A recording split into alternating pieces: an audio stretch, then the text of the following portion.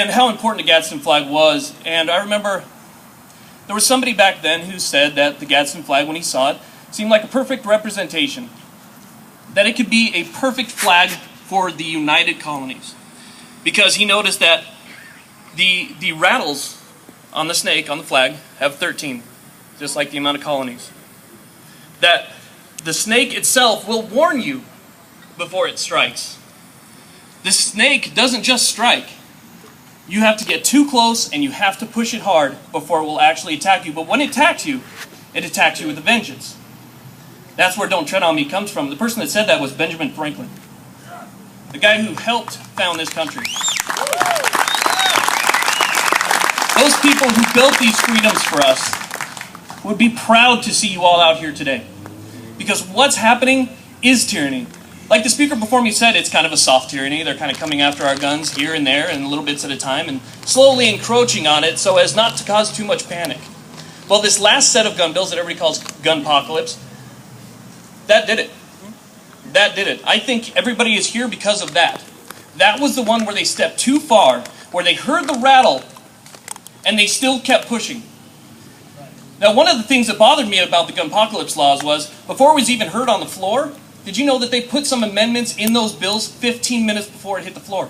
Yep. 15 minutes! There were people that were speaking on the floor that said, I haven't even had a chance to read this, and you want me to vote on it? That is a disservice to the people. Get them out! It is a disservice to the people, and they shouldn't be in office. String them up!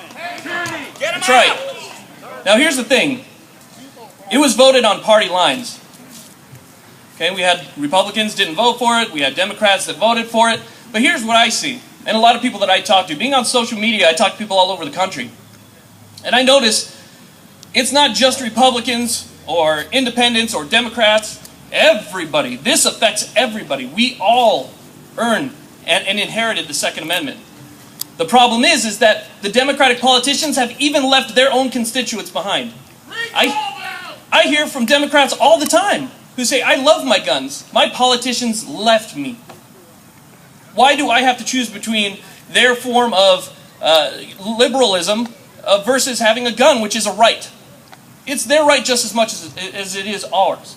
So this crosses all party lines. This is a problem for the country. And that is a problem that I think that we need to talk to people about. So if you know somebody that is anti-gun, they don't like guns at all, you're not going to do anything to talk to these people into liking guns. Nothing you can say. They hate you. They hate you because you have guns.